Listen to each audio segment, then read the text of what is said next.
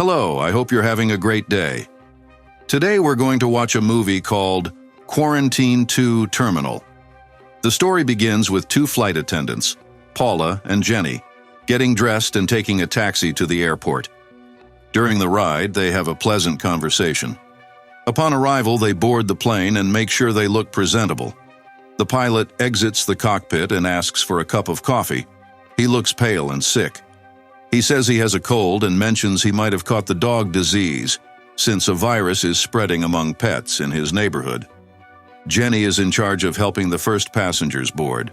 She goes to the waiting room and introduces herself to Boy George, a grumpy child traveling alone. Then she assists a mute doctor in a wheelchair, accompanied by his wife, Bev. While taking the doctor to his seat, Bev explains that her husband can hear but can't speak due to Parkinson's.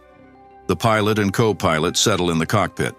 The younger co-pilot keeps sneezing, and the older pilot asks if he's okay. Passengers start boarding the plane. A burly man named Ralph jokes about his size before squeezing into his tight seat. Professor Henry, who's carrying a hamster in a cage for his students, tries to store it in the overhead compartment, but the cage is too big. Ralph tries to help, but the hamster ends up biting his finger. Jenny then decides the cage must be placed somewhere else. Later, when Jenny and Paula are in the back of the plane, Paula mentions that the professor is cute and was flirting with Jenny. She laughs a lot. Before takeoff, the passengers fasten their seatbelts. The plane is half empty because a large group of tourists canceled their trip. Paula and Jenny also buckle up in their proper seats. Once the plane is in the air, they can unbuckle, so both stand up and start walking around the cabin. Jenny approaches George and asks how he's doing. He explains that he travels a lot by plane because his parents are divorced. He doesn't like his father's new wife, who is much younger. Jenny comforts him, and he smiles. Then Jenny steps in during a disagreement between Professor Henry and an irritated man named Niall, who was using his cell phone even though he'd been told not to during the flight. Henry gets upset because the man isn't following the rules. Niall also gets angry and they almost come to blows.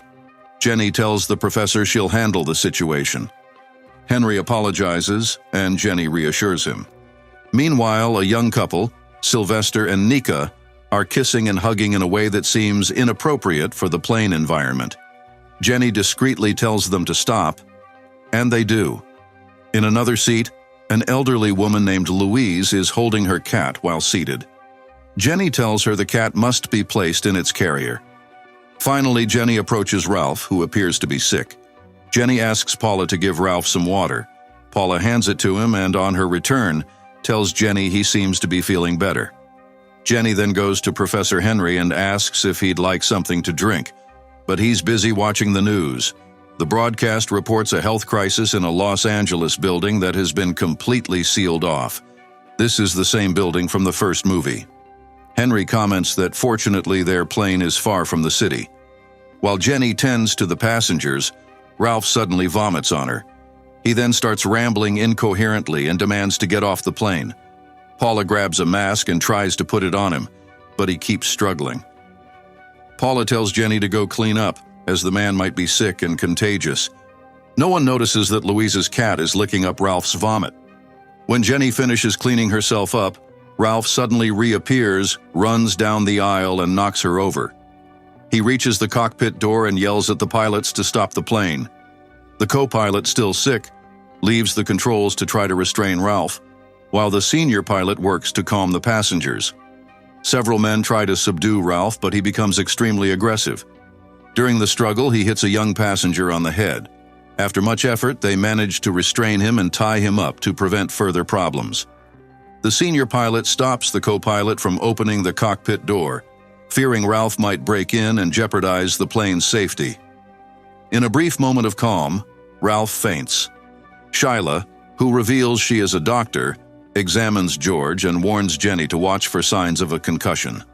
Meanwhile, the pilots receive orders to land in the nearest city to get Ralph medical attention. However, the weather is terrible, and the landing will be tricky. Jenny shows the passengers how to brace themselves while Paula secures the unconscious man in his seat. When the plane lands, Ralph suddenly wakes up and violently attacks Paula, biting her face. Jenny reacts quickly and pulls her away from Ralph. Immediately, the two pilots exit the cockpit and, with Jenny's help, manage to lock Ralph in the restroom. The senior pilot tells Jenny to take charge of the passengers' safety while they keep Ralph confined. As they leave the plane, they encounter Ed, a ground crew member supervising the jet bridge. He leads them toward the exit, but they find it locked. They try another emergency exit, but as they all follow, they realize it's also blocked. They soon understand they've been quarantined, with a large group of police officers outside preventing anyone from leaving. The situation becomes even more serious when Jenny, distressed, calls her father, unsure of what to do. Ed contacts Shyla, who tells Jenny that Paula urgently needs medical help.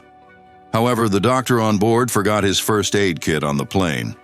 Jenny asks Ed to help her return to the aircraft to retrieve the kit and assist her friend. Ed hesitates, afraid of getting infected, but Jenny manages to convince him. Professor Henry and Neil decide to join them. When they return to the plane, they are met with a terrible surprise. Both pilots have disappeared, as has Ralph. They also discover that the doctor's wife is nowhere to be found, while the doctor remains silently seated. They decide to open the cargo hold through an emergency entrance, and Ed goes in to search for the doctor's medical kit. Once he finds it, he hands it to Jenny. While the others remain inside the cargo hold, Jenny returns to the passenger cabin and freezes in shock when she sees the co-pilot, now turned into some kind of zombie, crawling down the aisle. To make matters worse, the older pilot, also infected, appears right behind Jenny and grabs her. Fortunately, Neil pulls out his gun and shoots the infected pilot. Ed reaches Jenny and confirms she's not hurt, but the pilot's blood splashes onto Niall. Jenny finds Bev, the doctor's wife, hiding in the dark. She's also infected and tries to attack the group, but they manage to lock her behind a door. They then move the sick doctor to the jet bridge, where he joins the rest of the passengers. With the pilots out of action and Paula severely injured, Jenny takes charge. Her priority is to prevent further infections, so she insists on avoiding bites and contact with infected blood. The group suspects that the outbreak is similar to rabies, like the one that occurred in the Los Angeles building. While they argue, a mouse drops onto the doctor's head and bites him. Jenny reacts too late and orders him isolated along with Paula to stop the virus from spreading. The passengers manage to catch the mouse and discover it's a white lab rat.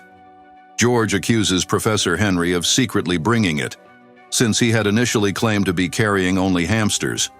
Henry denies it, saying airport security wouldn't allow rats through.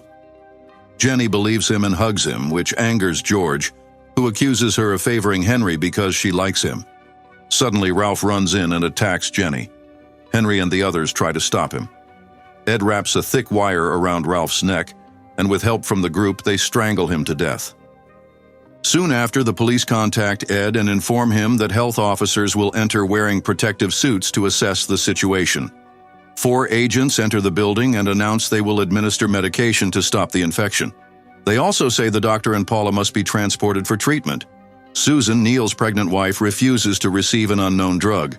Louise volunteers, but her cat, already infected, bites her. In the chaos, the doctor in the wheelchair also transforms and attacks an officer. The agents open fire on him and then retreat outside the warehouse. Realizing they've been locked inside with the survivors, they shoot at the door and manage to break it open. Sylvester tries to escape with them, but the police detain him, leaving him separated from his girlfriend, who screams in despair. Ed manages to drag an injured officer, but when the group hears the screams of the infected, they flee and hide inside an abandoned food truck. Neil, now infected due to the pilot's blood, drags his wife along with him. Trapped in the truck, Jenny insists on going back to rescue Paula. However, the doctor warns that she's already infected and there's nothing to be done for her.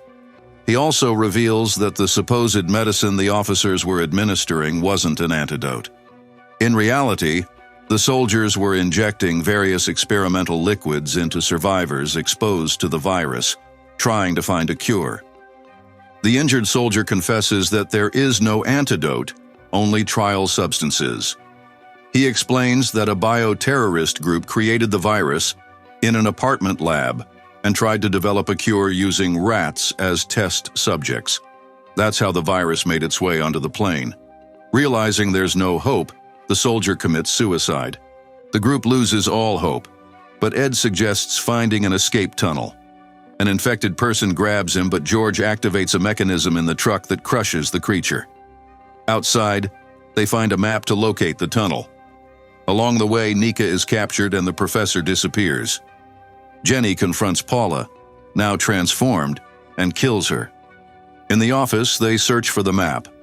George reveals that the professor was part of the terrorist group and brought the infected rats onto the plane. Ed finds the secret exit, but they're attacked by Neil and his wife, now infected. The professor reappears, kills some of them, but is bitten.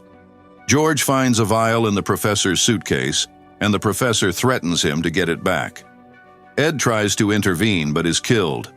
Henry injects himself with the supposed cure and kidnaps George. Jenny tries to stop him, but is struck and knocked unconscious. When she wakes up, the doctor gives her binoculars to detect the infected.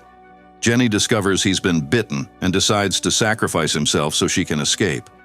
He draws the infected's attention and dies. Jenny finds George in a tunnel. He tells her the professor's cure failed and that he became a monster. Henry, now infected, attacks them. George shoots him, and Jenny finishes him off with a wrench. An explosion shakes the terminal as guards attempt to wipe out the infected. The exit is blocked, so they're forced to move further into the tunnel. George uses the binoculars and sees that Jenny has been bitten. She begs him to leave, but he hesitates. They reach a gate. George manages to get out, but Jenny is already transforming and tries to catch him. With no choice, he leaves her behind. The movie ends with an infected cat escaping toward a hotel, hinting that the virus will continue to spread. I hope you enjoyed the video.